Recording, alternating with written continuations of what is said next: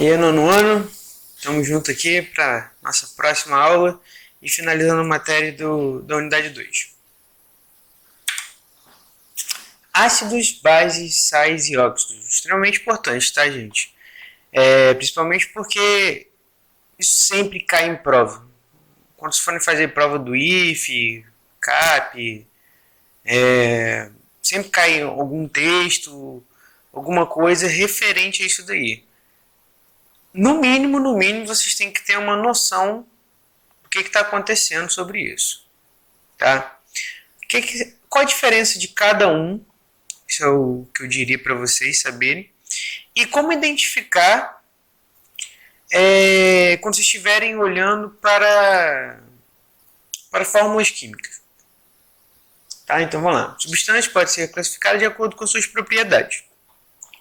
Uma das formas de classificar a substância é de acordo com o seu comportamento químico, ou seja, de maneira que se transforma quimicamente. Então vamos lá. O que isso significa? O comportamento químico, então é como eles agem, né?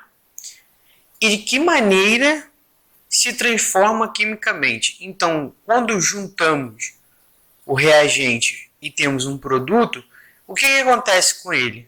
O que vai acontecer? Se juntar duas coisas e formar uma segunda, o que vai acontecer? Vamos ver isso agora.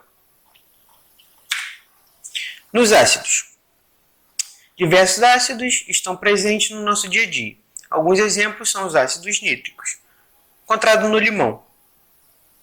Definição. Os ácidos podem ser definidos de várias maneiras. Uma das mais simples, consideradas os ácidos como uma substância molecular formada por átomos de hidrogênios e não de metais. Então, é uma mistura de um ametal, lembra a tabela periódica. Falei com vocês, temos a parte dos metais, a parte dos não metais ou ametais, temos as partes dos gases nobres e temos a parte hidrogênio, que é o separado. Então, lembre-se, o ácido é formado de um não metal, parte direita lá, lembra? A partir da família 4A, algum pedaço da família 4A em diante. Só pegar na internet aí quem está com dúvida na tabela periódica ou então pegar no livro de vocês. Lembra, a parte da direita lá, não todos, tem tipo uma escadinha. As partes dos não metais, geralmente ficam com cor diferente na tabela periódica. Misturado com um hidrogênio. Então o ácido é a mistura de repetindo, não metal com hidrogênio. Então toda vez que vocês verem isso daqui, ácido clorídrico, HCl. Não tem o cloro? O cloro, família 7A, é um não metal. Ele não é metal misturado com hidrogênio. Se estão misturados, então temos um ácido. Ácido sulfúrico. Olha só o que temos aqui. Um hidrogênio misturado com uma composição de não metal. Né? Enxofre e oxigênio, dois não metais misturados com um hidrogênio, formamos então ácido. Então, de novo, repetindo pela quarta vez. Não metal com hidrogênio, formamos um ácido. Como que acontece isso? Algumas ligações químicas das suas moléculas se rompem e os íons H+, lembra? Quando a pessoa doa, são liberados na solução. Esse processo é chamado de ionização dos ácidos e é responsável pela acidez da solução. O processo de ionização de um ácido pode ser representado por uma equação química, que representa em fórmulas químicas as espécies envolvidas na transformação. Deve-se indicar também seus estados físicos, sólido, líquido e gasoso, ou no meio qual se encontra. Por exemplo, aquoso. Então, na maioria das vezes, vocês vão ver isso daqui, gente. O nome disso, fórmula química. Nessas fórmulas químicas, nós podemos ver que nós temos um ácido, certo? Esse ácido ele está na forma gasosa, misturado com água, que está no estado líquido. Formamos o que então? Tudo no meio aquoso. Tudo bem? Base. A base, vamos ver daqui nos próximos slides, que ele é o oposto dos ácidos. Tanto que, quando juntamos um ácido e uma base, eles se neutralizam. Curiosidade para vocês. Quando você está com acidez no estômago, vocês tomam o quê? Ah, vamos tomar um sal de fruta. Tomar um Hino Guaraná. São substâncias básicas que neutralizam o pH do seu estômago. A base é toda substância que, em solução aquosa, sofre dissociação iônica, liberando ânion, OH-, um hidróxido. Então, vocês podem ver isso em outros lugares com outro nome, tá? Esse hidróxido também é conhecido como hidroxila, tá? As bases neutralizam os ácidos, formando água e um sal. Então, se eu misturo um ácido, que é componente de um hidrogênio com um não metal, e eu misturo com uma base que tem um OH, nós formamos H mais um OH, nós temos então 2H e um O.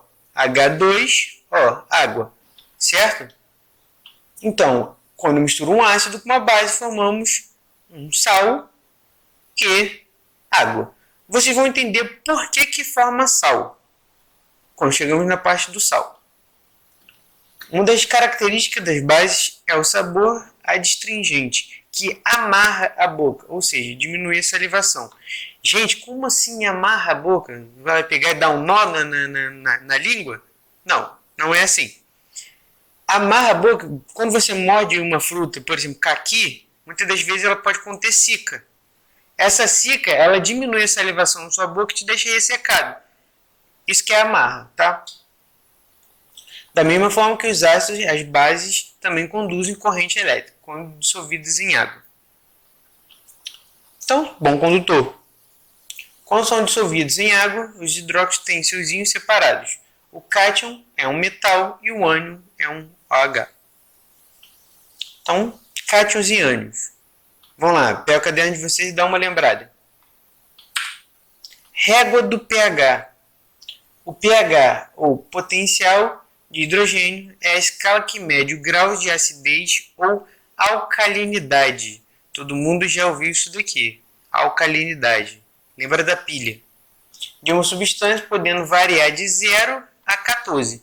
Então essa régua, gente, essa régua é a régua do pH. O pH é uma característica de toda substância, determinada pela concentração de íons de hidrogênios, H+. Quanto menor o pH de uma substância, maior é a concentração de íons H+, ou menor a concentração de íons OH-. Então, hidroxilas e hidrogênio, ácidos e bases. Lembrando, gente, quanto mais ele caminhar para a esquerda, mais ácido é. Quanto mais caminhar para a direita, mais básico é. Certo? Então vamos lá. O pH 7 é o pH neutro. O pH neutro é o pH da água na qual deveremos beber. Tá? Exemplo aí para vocês. Na água de torneira, por que não se recomenda tomar muito a água de torneira? Porque além de conter bactérias, né, vindas do cano, ou então até mesmo do próprio tratamento, o que acontece? O pH dela é um pouco ácida.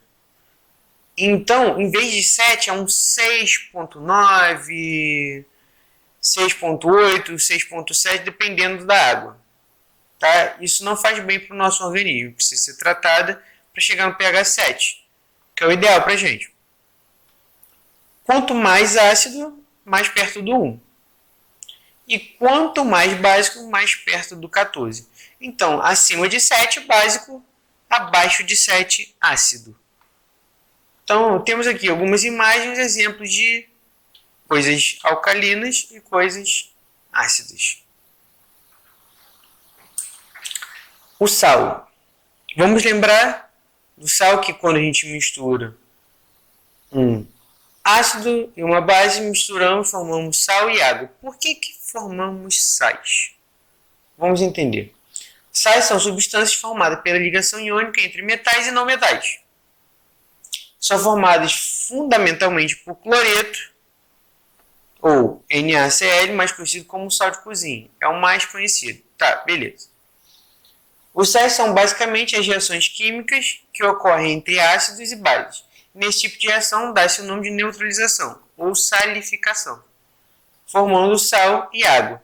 Gente, de novo, eu tenho aqui uma hidroxila, um hidróxido, OH.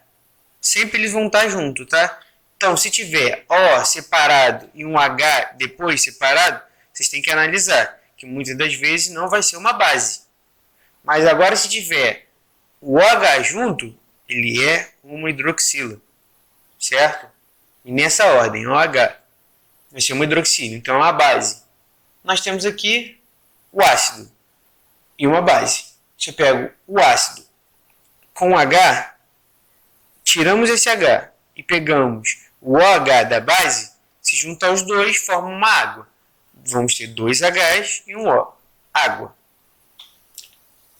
E aonde que vai para o resto? Vai jogar fora? Não, claro que não. Na natureza nada funciona assim. Então, a parte ácida e a parte básica vai se formar formando água.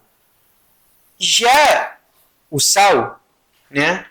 O sal vai ser a mistura do cloro que sobrou com a mistura do sódio. Então, cloreto de sódio. Vamos identificar como que a gente sabe que vai ter um sal em uma equação química. Tem oxigênio? Tem hidrogênio? Tem uma hidroxila, que é um OH, um hidróxido? Se não tiver um hidrogênio, não tiver um oxigênio, não tiver uma hidroxila, ele é um sal. Simples assim.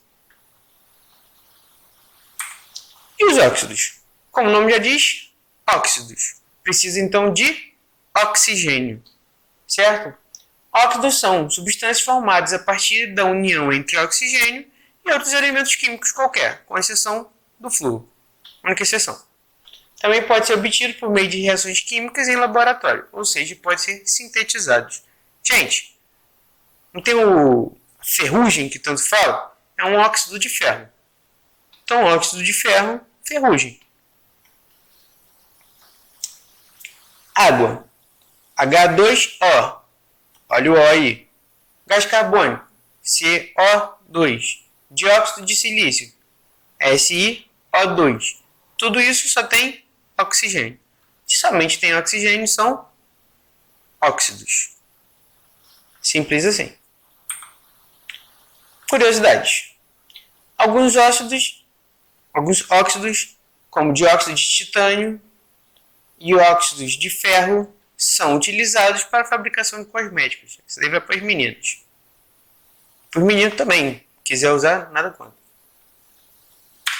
Então, isso é tudo, pessoal. Qualquer coisa é só mandar mensagem no WhatsApp.